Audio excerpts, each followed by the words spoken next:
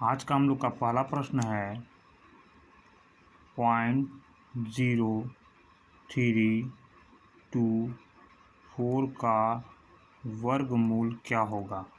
इस प्रकार के प्रश्न को हल करने से पहले सबसे पहले हम लोग क्या करते हैं कि दशमलव को छोड़ देते हैं और दशमलव को छोड़ने के बाद जो भी संख्या प्राप्त होता है उसका स्क्वायर रूट निकालते हैं। यहाँ दशमलव को छोड़ने के बाद हम लोग को 324 प्राप्त होता है और 324 का स्क्वायर रूट 18 होता है। अब हम लोग सबसे पहले क्या करते हैं कि दिए गए संख्या में दशमलव के बाद कितना अंक है ये गिन लेते हैं।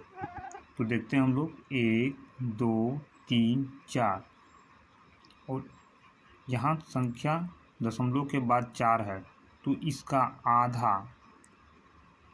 आधा हम लोग यूज़ करेंगे अपने आंसर में, यानी जो भी हम लोग का उत्तर प्राप्त होगा उसमें 2 अंक के बाद दशमलव होगा।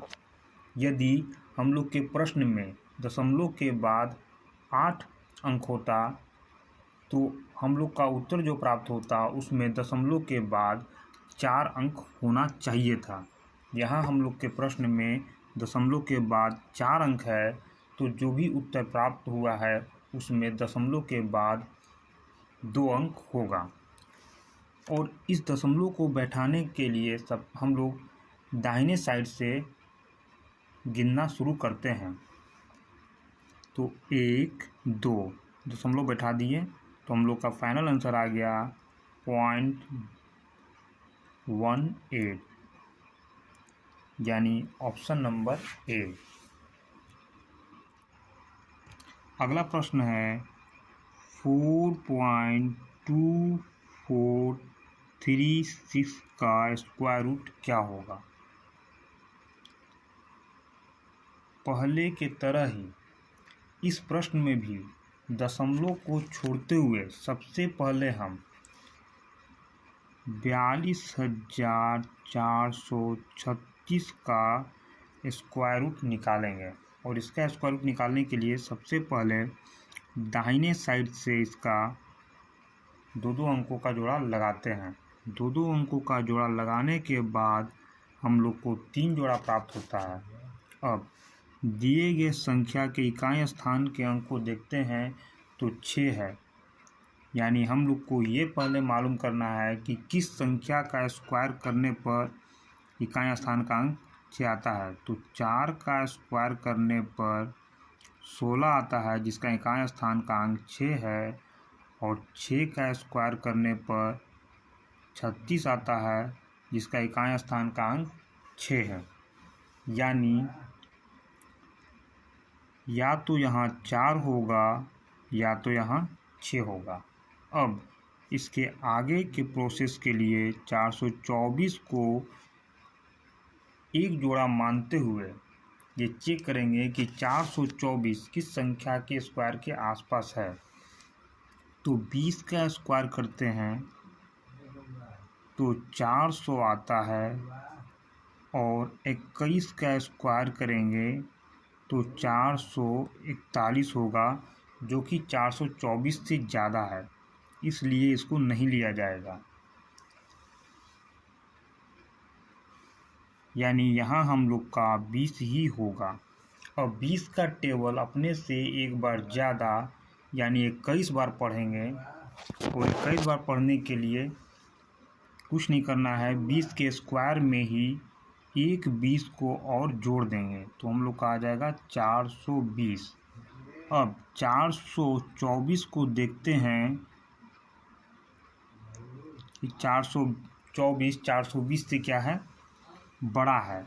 चूँकि 424 420 से बड़ा है इसलिए यहाँ से हम लोग बड़ा वाला संख्या उठाएंगे तो हम लोग का आंसर में आएगा 206। अब इसके बाद हम लोग दशमलव बैठाएंगे तो देखते हैं कि जो भी हम लोग का प्रश्न था उसमें दशमलव के बाद 1 2 3 4 अंक दिया गया है, तो आंसर में इसका आधा यानी 2 अंक के बाद दशमलव होगा। वो भी दाएं साइड से। तो दाएं साइड से हम लोग काउंट करते हैं 1 2, 2 अंक के बाद दशमलव बैठाते हैं, तो हम लोग का आंसर आएगा 2.06। ऑप्शन नंबर 4 हम लोग का आंसर होगा। अगला प्रश्न है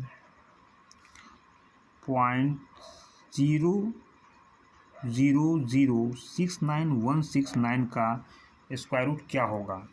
तो इस प्रकार के संख्या का स्क्वायर रूट निकालने के लिए सबसे पहले हम लोग दशमलव को छोड़ देंगे, और दशमलव को छोड़ने के बाद ये देखते हैं कि हम लोग का संख्या क्या है।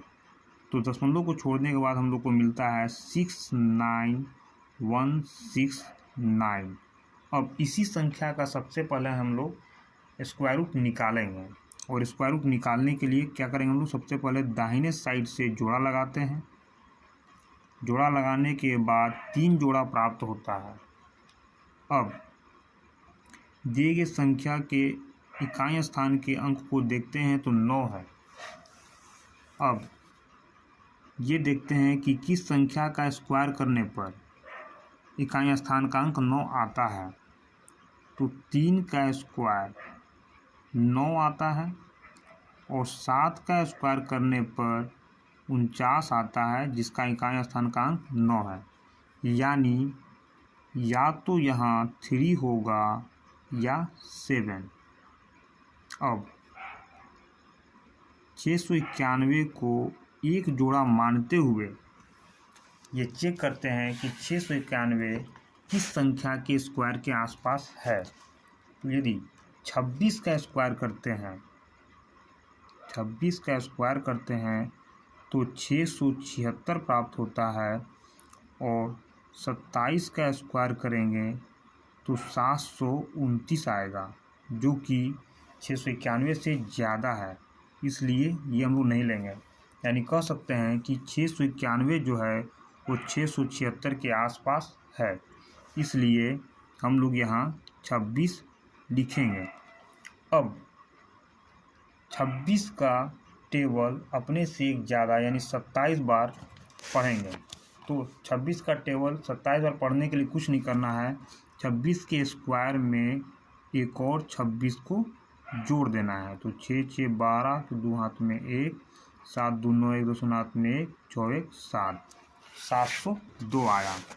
अब हम देखते हैं कि 691 702 से छोटा है। 691 702 से छोटा है, इसलिए यहाँ से हम लोग 3 को शामिल करेंगे। यानी हम लोग का फाइनल आंसर होगा 263।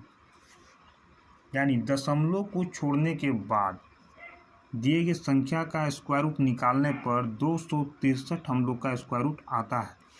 लेकिन हम लोग का जो भी क्वेश्चन दिया गया था वो दशमलव के साथ था, तो इसके लिए कुछ नहीं करना है। दशमलव के बाद संख्या को पूरा का पूरा हम लोग गिन लेंगे, और जो भी संख्या होगा उसका आधा दशमलव का संख्या यहाँ हम लोग बैठाएंगे। जैसे सबसे पहले गिन लेते हैं दशमलव के बाद 1 2 3 4 5 6 7 8। हम लोग देखते हैं कि दशमलव के बाद यहाँ 8 अंक था, इसलिए अब जो भी हम लोग का आंसर आया है उसके दाहिने साइड से 8 का आधा 4 हो जाएगा। यानी कि जो भी संख्या आया है दाहिने साइड से 4 अंक को काउंट करेंगे। तो 1 2 3। अब चौथा अंक हम लोग के पास नहीं है, तो इसके लिए हम लोग 1 0 बैठा देंगे तो 4 अंक हो जाएगा, और यहाँ 1 दशमलव बैठा देंगे। यानी हम लोग का जो भी प्रश्न था उसका स्क्वायर रूट जो आएगा वो आएगा 0.0263। और दशमलव के पहले 0 का कोई महत्व नहीं होता है, इसलिए 0 को हम लोग यहाँ बैठा देंगे, तो हम लोग का ऑप्शन हो जाएगा ऑप्शन नंबर सी। प्रश्न है √54 गुना √6 बराबर क्या होगा। सबसे पहले हम लोग क्या करते हैं कि 54 को लिख सकते हैं 9 × 6। और यहाँ रूट में 6 है। अब क्या करेंगे हम लोग, 9 का वर्गमूल होता है 3, 6 को ऐसे ही छोड़ देंगे और यहाँ रूट सिक्स को गुना करेंगे तो ये हो जाएगा होल स्क्वायर, और स्क्वायर से रूट हो जाएगा खत्म, तो ये हो जाएगा 6 और इसको गुना करेंगे तो आ जाएगा 18, ऑप्शन नंबर ए। अगला प्रश्न है, यदि x धनात्मक है और x बाई रूट 243 बराबर रूट 2187 बटा x, तो x का मान क्या होगा। इसको हल करने के लिए सबसे पहले क्रॉस मल्टीप्लिकेशन करेंगे, यानी इस x को यहाँ से हटा करके क्रॉस करते हुए यहाँ लाएंगे तो गुना करने पर हो जाएगा हम लोग का x स्क्वायर, और इस रूट 243 को यहाँ से हटाते हुए क्रॉस करके गुना करेंगे तो यहाँ हो जाएगा हम लोग का 243, और यहाँ से ये खत्म हो जाएगा, यानी x square is equal to 2187 into 243 आ जाएगा। अब 2187 को देखते हैं तो 2187 का सीधा वर्गमूल निकालना अभी संभव नहीं है, क्योंकि सीधा वर्गमूल उसी संख्या का निकल सकता है जिसके अंत में 00 हो, 1 हो, 4 हो, 6 हो या 9 हो, जबकि यहाँ 2187 के लास्ट में 7 है, इसलिए इसका सीधा वर्गमूल निकालना संभव नहीं है। अब यदि इसका सीधा वर्गमूल निकालना संभव नहीं है तो हम लोग इसको कोई ऐसे संख्या से भाग देंगे जिसका वर्गमूल निकलता हो। जैसे यदि 9 से चेक करते हैं कि यदि ये संख्या 9 से कट जाता है तो ठीक है, क्योंकि 9 का वर्गमूल निकालना संभव है। तो सबसे पहले ये चेक करेंगे कि 2187 9 से कटता है कि नहीं। अब 9 से कटने का क्या नियम है, दिए गए संख्या के अंकों का योग 9 से कट जाना चाहिए, यानी कि 2187 में जितना भी अंक यूज़ किया गया है, जैसे 7, 8, 1, 2, यदि इन सभी को जोड़ने पर जो अंक आता है वो यदि 9 से कट जाता है तो ये संख्या 9 से कट जाएगा।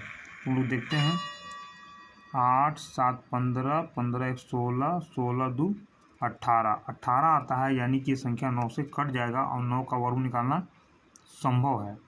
तो 2187 को क्या लिखेंगे हम लोग, 9 इंटू, और 9 से जितना बार में जाएगा उसको लिखेंगे। तो 9 से यहाँ लोग डिवाइड करते हैं तो 9 से जाएगा, 9 दूना 18, 21 में से 18 गया 3, यानी यहाँ हम लोग का हो जाएगा 3, 36, 9 4 के 36, अब 36 हो जाएगा तो यहाँ हम लोग का बच जाएगा 2, अब 9 से 27 जाएगा 3 बार में, 9 तिया 27, यानी 9 से भाग देने पर भागफल हम लोग का हो जाएगा 243। तो यहाँ हो जाएगा 243। और चूँकि ये पूरा का पूरा इंटू में है, इसलिए इस 243 को भी हम लोग यहाँ गुना में ही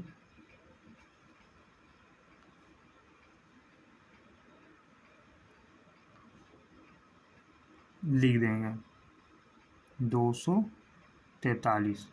अब 9 का स्क्वायर रूट 3 होता है, और 243 जोड़ा है तो रूट के बाहर एक जोड़ा बाहर आएगा, तो 243 यहाँ हम लोग का हो जाएगा, क्योंकि 243 को गुना करेंगे 243 का स्क्वायर हो जाएगा, और रूट के अंदर स्क्वायर रहने पर स्क्वायर खत्म हो जाता है तो 243 आ जाएगा।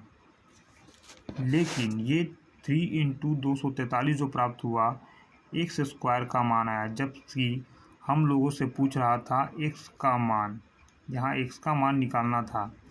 इसलिए अब एक्स का मान निकालने के लिए 2 यहाँ से हट जाएगा और इस पर चढ़ जाएगा रूट चढ़ जाएगा, तो ये 3 तो ऐसे ही रह जाएगा। इसको और छोटा करेंगे 243 को अब 243 को हम लोग लिख सकते हैं 3 इंटू कितना, 3 से भाग देंगे 243 को तो 3 आठे 24, 3 एकम 3। अब 3 का 2 जोड़ा तो 1 जोड़ा बाहर आएगा और 81 का वर्गमूल होता है 9। अब 3 इंटू 9 हो जाएगा 9 तिया 27, यानी हम लोग का x का मान हो जाएगा 27। Option number B.